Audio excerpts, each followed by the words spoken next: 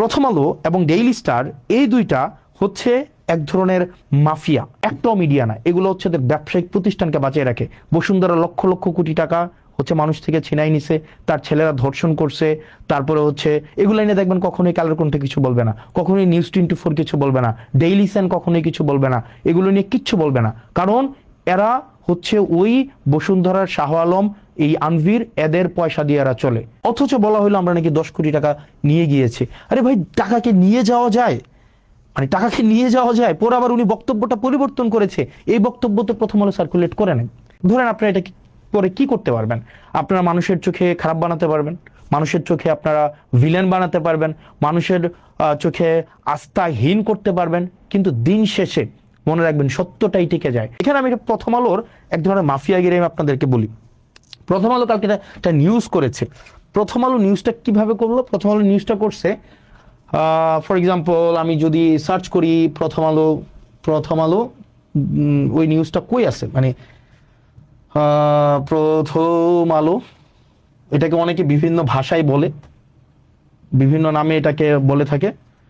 ওখানে আমাকে নিয়ে গতকাল একটা নিউজ করলো না, যে কি যেন, এটা সার্চ কেমনে করে বের করবো বলো তো? খুঁজুন, ওই যে মানে প্রকল্পের কি বলা যায় এটাকে, মানে 10 কোটি টাকা 25 কোটি টাকা হাসনাত এবং আসিফ মেরে দিয়েছে, এটা কই? Okay fine. ওখানে আপনি যদি নিউজটা দেখেন, নিউজটা হচ্ছে কি, প্রথম আলো নিজে বলতেছে না, প্রথম আলো কার মাধ্যমে বলতেছে, নিউজটা হচ্ছে এরকম, 25 কোটি টাকা তুলে নিয়ে গিয়েছে, এই টাইপের কোনো কিছু একটা, মানে ব্যাপারটা, এবং কলম দিয়ে লিখেছে এটা প্রথম আলোর বক্তব্য না, এটা জেলা প্রশাসকের বক্তব্য। যেমন এই জিনিসটা এভাবে হইতে পারতো। ধরেন আমরা যদি মাঝে মাঝে এই মিডিয়া মাফিয়াগুলো, যেমন এরা কিন্তু মিডিয়া না, মানে ধরেন নোয়ান চমস্কির একটা বই আছে, মানে কনসেন্ট ম্যানুফ্যাকচার, আপনি দেখবেন সেখানে বলা হয় যে মিডিয়া যে স্বতন্ত্রভাবে মানুষকে মিডিয়া আকারে সে হচ্ছে আপনাকে কোনো তথ্য দেয়, ব্যাপারটা এমন না, তার একটা আদর্শিক বায়াসনেস থাকে এবং সে সোসাইটির সাথে সে পলিটিক্যাল পেনিট্রেশন করে। যেমন আমাদের দেশের মিডিয়াগুলোকে যদি আপনি দেখেন, আমাদের দেশের মিডিয়াগুলো কিন্তু হচ্ছে ধরেন ফর এক্সাম্পল বসুন্ধরার কে আছে? বসুন্ধরার হচ্ছে মিডিয়া হচ্ছে কালের কণ্ঠ।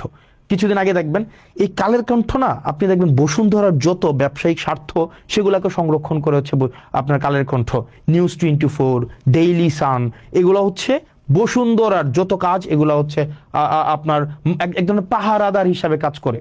আপনার এই যে বসুন্ধরার যত অপকর্ম আছে, যা কিছু আছে, যেমন কিছুদিন আগে আমাদের একটা ফাইট দেখতে আমাদের খুব মজা লাগছে, যেমন প্রথম আলো এবং বসুন্ধরার একটা ফাইট। যেমন প্রথম আলো লিখছে কালের কণ্ঠে বসুন্ধরা গ্রুপ রাষ্ট্রের ভিতরে আরেক রাষ্ট্র, তখন আবার কালের কণ্ঠ আবার প্রথম আলোর বিরুদ্ধে হচ্ছে নিউজ করছে। যেমন